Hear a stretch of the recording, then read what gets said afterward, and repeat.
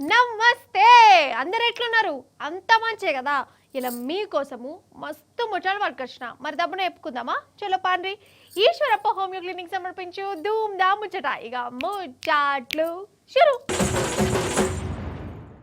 అయితే మనం ఒకటి మాట్లాడుకోవాలి. ఏ భారతదేశం పట్టం చూసినా ఏ రాష్ట్రానికి ఆ రాష్ట్రం బార్డర్ గీసి ఉంటుంది కదా. మన తెలంగాణ ఆంధ్ర నడుమ కూడా బార్డర్ ఉంటుంది. మీ ఇంట్లో మ్యాప్ ఉంటే కూడా చూడరోసారి గట్లనే ఉంటుంది కదా. ఇప్పుడు నేను ఇంత పెద్ద పని ఎందుకు పెట్టుకున్నా అంటే మన తెలంగాణ రాష్ట్రం మనకచ్చి ఎన్నేళ్ళైందుల్లా 11 ఏళ్ళు అవుతుంది. కానీ అటు పువ్వు పార్టీ లీడర్లు, ఇటు తెలుగుదేశం లీడర్లు, ఇంకా ఆంధ్ర తెలంగాణ కలిసే ఉన్నాయి. వేరు వల్లే రెండొకటే అన్నట్టే చేస్తాండ్లుల్లా. ఎవరో ఆల్తు పాల్తుగాలు అట్లా చేసినా ఏమో అనుకోవచ్చు. పువ్వు గుర్తు ఆంధ్ర పెబ్బ, తెలంగాణ ఆంధ్ర వేరువడని మ్యాప్ పట్టుకత్తే చంద్రాల్ సారు వారి పుత్రరత్నము అక్కడి మంత్రి లోకేశం బాబు కిస్స కిస్స కిస్స కిస్స నవ్వుకుంటా సంబరపడుకుంటా తీసుకొని మురిసిపోయిండు. అంటే వాళ్ళ మనసులో ఏమున్నది కావచ్చు, ఆంధ్ర తెలంగాణ కలిసే ఉన్నాయి, మనమే ఆ రాష్ట్రాన్ని ఏలుతున్నామని అనుకుంటుర్రా ఏంది? గిట్లనే కొడుతుంది. మరి పారి మీకు పూరాగా చెప్తా ముచ్చటిందో నడుగురు. మరి ఈయననే ఆంధ్రకు కొత్త పువ్వు గుర్తు పార్టీ పెబ్బ మాధవ్ సారు. ఈసారు కొత్త పెబ్బ అయినందుకు లోకేష్ సార్ను కలిసినందుకు వచ్చిండు. శాల్వా కప్పిండు. మనం ఒకటే అనుకుంటా ముచ్చట్లు పెట్టుకొని లోకేష్ సార్కు ఇగో భారతదేశ పటం చేతిలో పెట్టిండోలా. కానీ ఈ పటంలో చూడురి, మన తెలంగాణ ఏది యాడ కనబడుతుంది? ఇంట్లో ఏ రాష్ట్రానికి ఆ రాష్ట్రం బార్డర్లు గీసిరు. ఇది తమిళనాడు, అది కేరళ, అది జార్ఖండ్, ఇది గుజరాత్, ఇది హర్యానా, ఇది ఛత్తీస్గఢ్ అని దానికే ఉన్నాయి. కానీ ఒక్క మన తెలంగాణ జికరే లేదు. మాయం చేసిర్రు, ఆంధ్రలా కలిపేసిర్రు. అగో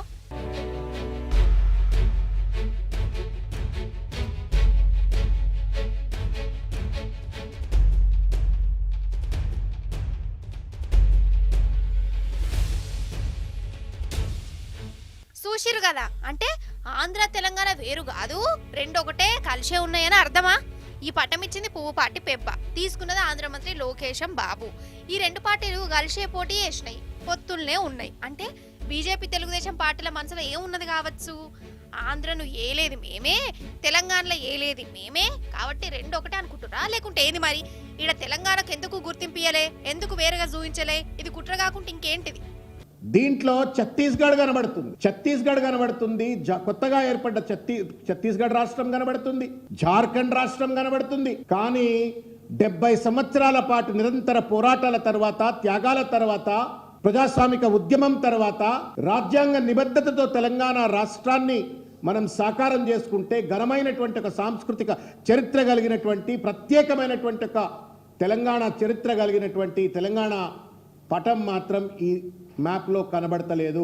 ఇచ్చేటాయనకు బుద్ధి లేదు, తీసుకునేటాయనకు కూడా బుద్ధి లేనట్టుగా స్పష్టంగా కనబడతా ఉంది. Is this not an insult to Telangana? ఇవాళ బీజేపీ తెలుగుదేశం రెండు పార్టీలు కలిసి తెలంగాణ అస్తిత్వాన్ని అపహాస్యం చేసినట్లు కాదా అని చెప్పని ఈ సందర్భంగా నేను ప్రశ్నిస్తా ఉన్నాను.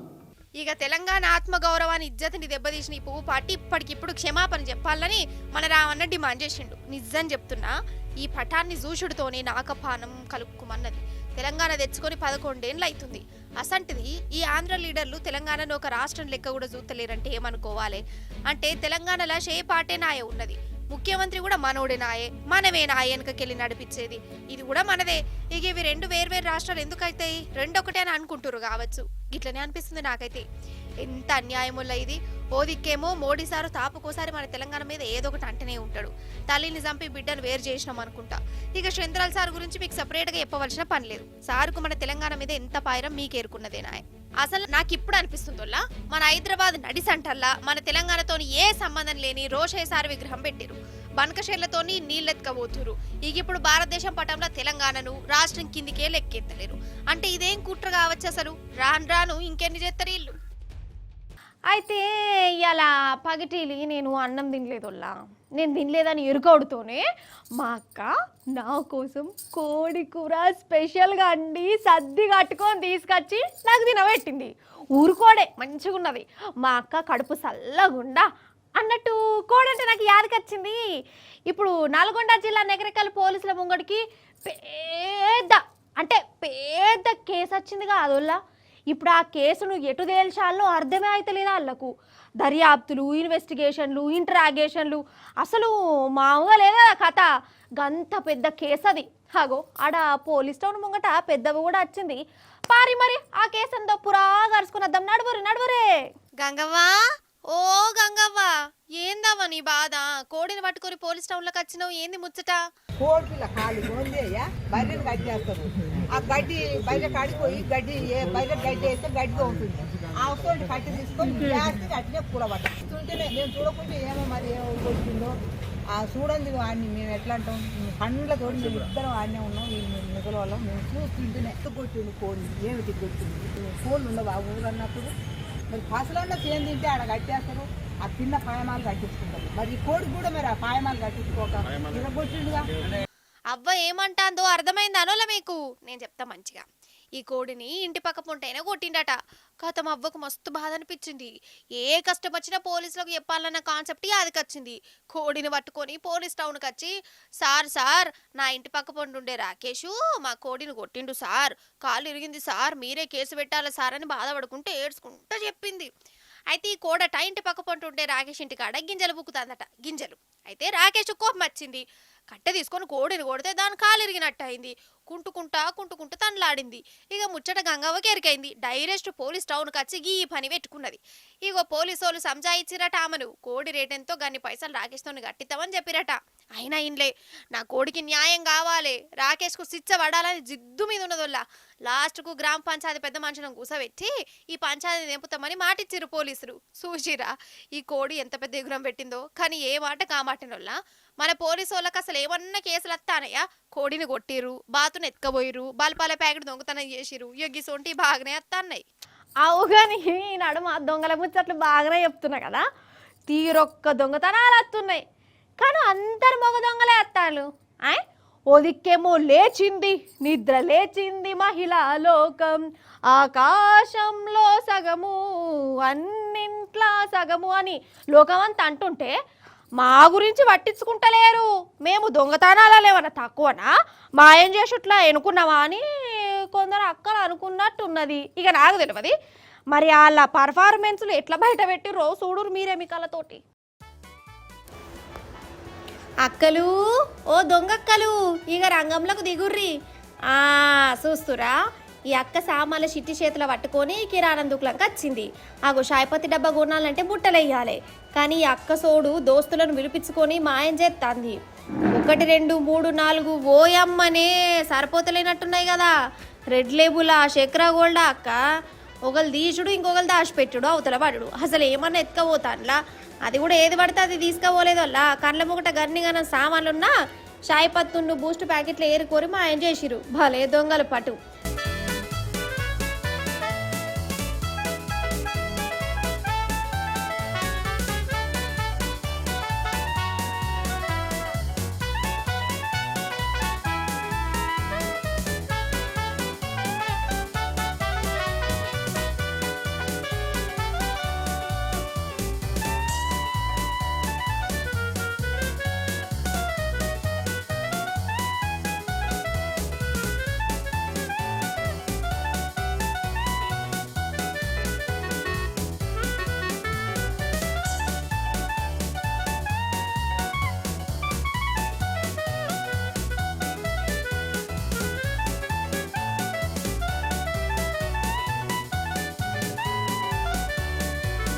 అయితే ఈ దుకాణం సేటు సామాన్లు లెక్క తీస్తుంటే లెక్క తప్పిందట. సీసీటీవీ చూస్తే ఏమున్నది, ఈ అక్కల లలిత కళలు బయటపడ్డాయి. పరీక్ష పెట్టి చూస్తే వాళ్ళు కూడా ఈ దుకాణంలోనే పనిచేసేటోళ్ళట. వాళ్ళోళ్ళేనట, అంటే ఇంటి దొంగలు అన్నట్టు. మొత్తం 4 కలిసి 5,000 రూపాయలు ఇలువగల షాయపత్త ప్యాకెట్లు, బిస్కెట్ పొడలు వేసుకుపోయారు. భలే దొంగలు పటు.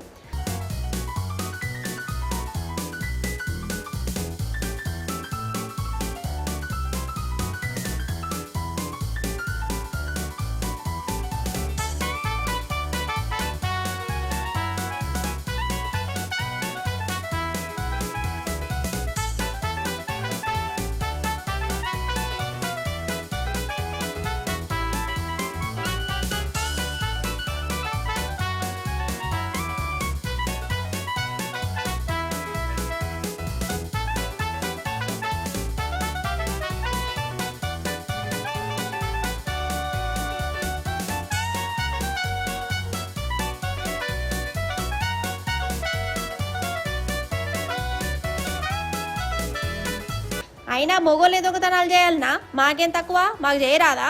మేము వాళ్ళకంటే ఇంకా మంచిగా దొంగతనాలు చేస్తామని ఛాలెంజ్ చేసుకున్నారు కావచ్చు. ఇక ఇట్లా దుకాణాన్ని లూటీ చేసిపోయారు. ఎంత దూరం పోతారు పట్టు? టీవీలో గంత మంచిగా కనబడే ఇప్పుడేమవుతుంది? ఇజ్జత్ పోతుంది. ఎందుకు వచ్చిన దొంగతనాలు చెప్పురి? ఉన్నది తినాలే, లేకుంటే లేదన్నట్టు సప్పు చేయకుండాలే. కానీ ఇంకొకరు కొంపలు ముంచుడు ఎందుకు? అంతేనా కాదా?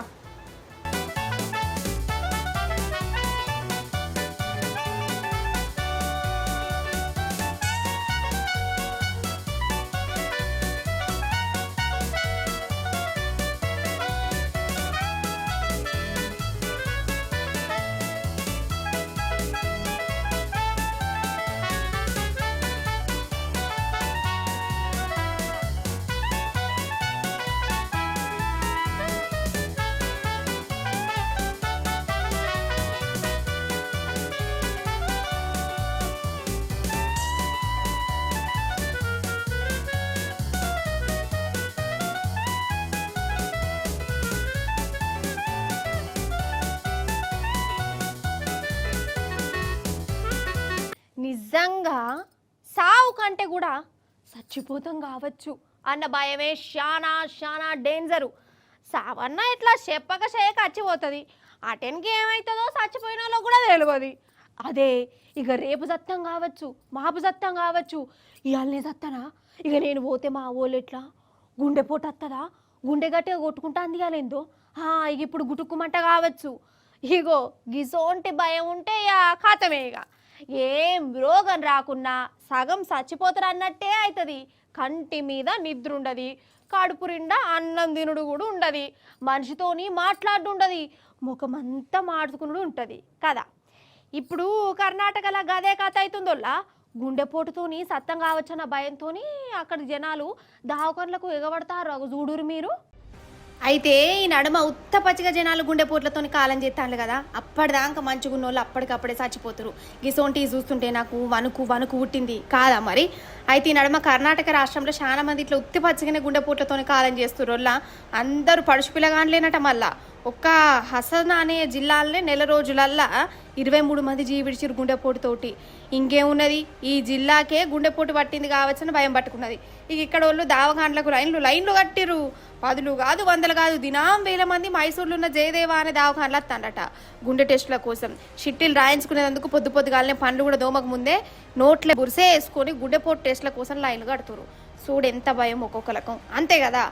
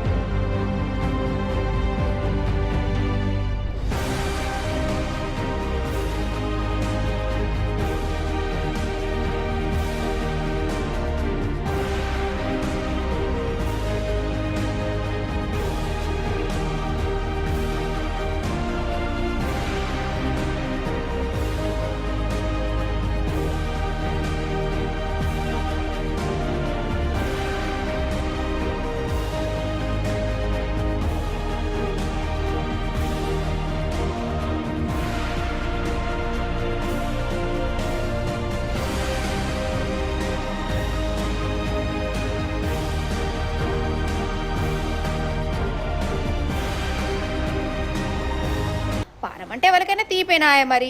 ఇక ఈ టెస్టుల కోసం వచ్చిన వాళ్ళకు ఈడ కొత్తగా బీపీలు పెరుగుతున్నాయి. నువ్వు ముందంటే నేను ముందు అనుకుంటా నాకాలు దొక్కినవని ఒకలు లైన్లు గిట్టున్నదని ఇంకోళ్ళొల్లి గిట్ల పంచాదులు పెట్టుకొని లేనిపోని బీపీలు పెంచుకొని గుండె ఇంకా స్పీడ్గా కొట్టుకున్నదట చేసుకుంటారట. అయినా గుండె టెస్టులు చేసుకుంటే గుండెపోటు రాకుండా ఉంటుందా అనోళ్ళ? టెస్టులు చేసుకుంటే చాలు, ఇక పురుసత్ అన్నట్టు ఎందుకుంటారు కావచ్చు. మంచిగా తినాలి, ఎక్సర్సైజులు చెయ్యాలి, అటు ఇటు ఉరకాలి, దిమాకుని జనంతా శాంతిగా పెట్టుకోవాలి. ఎవరైనా ఫోన్లలో సతాయిస్తే బీపీలు పెంచుకోవద్దు, కయ్య ఉరుకోవద్దు. గట్ల చేస్తే గుండె జరంతా నిమ్మలంగా ఉంటుంది. అంతేగాని ఒకరికి గుండెపోటు వచ్చింది కదా అని అందరినీ గట్లనే అత్తది అనుకుంటే మంచిగా ఉన్న వాళ్ళు కూడా గిట్లా గావర పడేందుకు కదా. అయినా 6 నెలలకోసారైనా ప్రతి మనిషి టెస్టులు చేయించుకోవాలల్లా, కాదంటలేను, కానీ గిట్లా ఆగమాగం చెయ్యొద్దు. గుడ్ మార్నింగ్ పిల్లలు, స్కూల్కి అందరు వచ్చారా? ఇప్పుడు మీకు వనరులు అనే పాఠం చెప్తాను, వినాలి మీరంతా. ఏమంటున్నా, వనరులు అనగా నీళ్ళు, భూములు, కొండలు, గుట్టలు. నీళ్లను తెలంగాణ నుంచి మనం ఎత్తుకొని పోతున్నాం పిల్లలు. హైదరాబాద్ భూములను మనాళ్ళకే ఇచ్చేసాం పిల్లలు.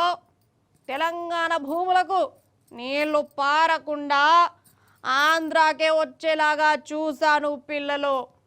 వింటున్నారా నా సాంఘిక పాఠం? కొండలు, గుట్టలు, ఇలా తెలంగాణలో ఉన్న ఈ వనరులను కూడా మనకు చేతనైనంతగా దోచుకున్నాం పిల్లలు, దాచుకున్నాం పిల్లలు.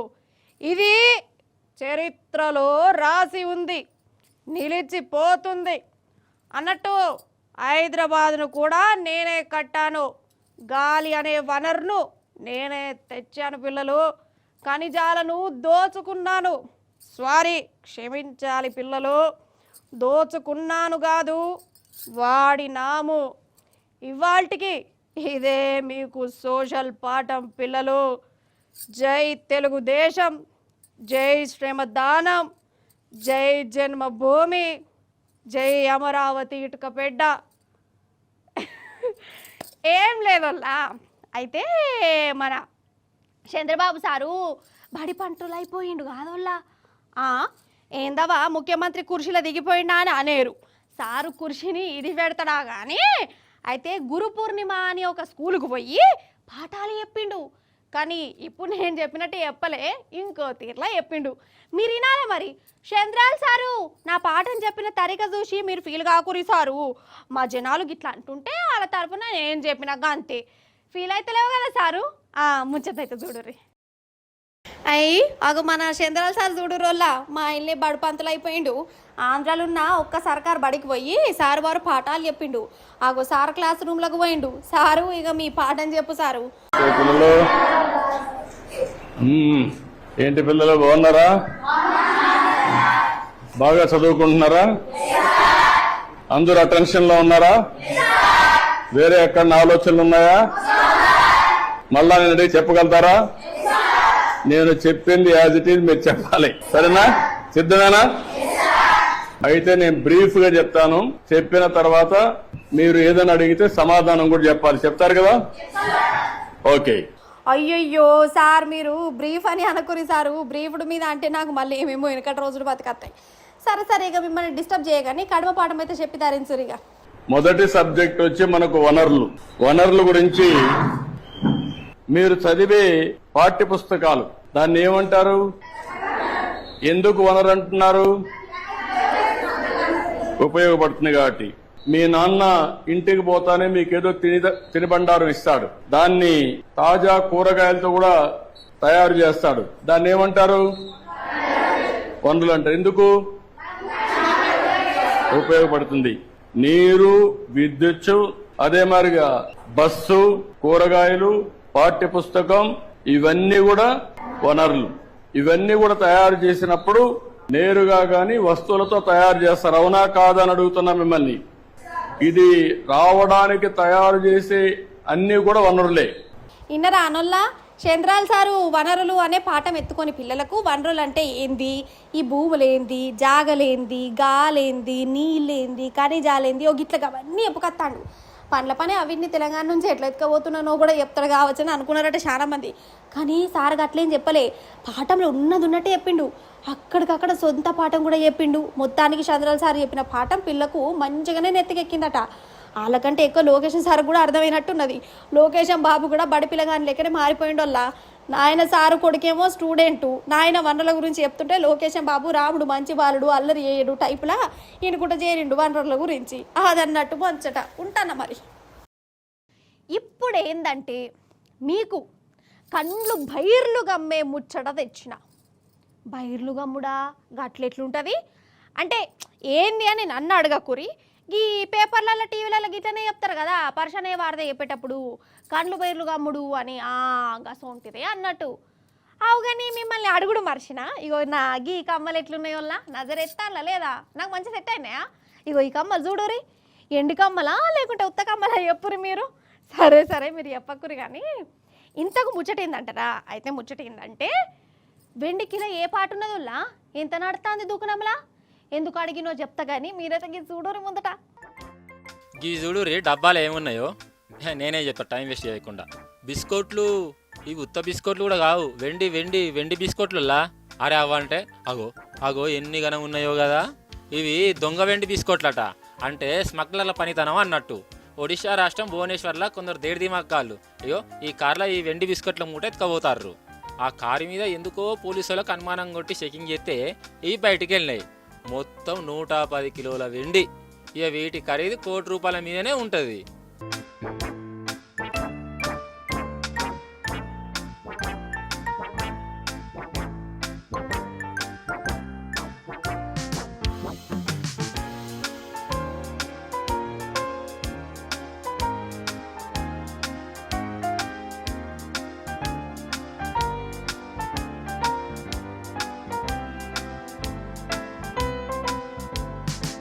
మరి గిన్నిగనం వెండి బిస్కెట్లు ఏడికి వెళ్ళొచ్చినాయి, ఎక్కడికి వెళ్ళేది కత్తాన్లు, ఏడికి పట్టుకపోతారు, ఏంది కథ? ఇక ఇదే ఎంక్వైరీ చేసే పనులు అయితే పడ్డారు పోలీసులు. కాకపోతే వీళ్ళు పెద్ద స్మగ్లర్లే ఉన్నట్టున్నది కదా.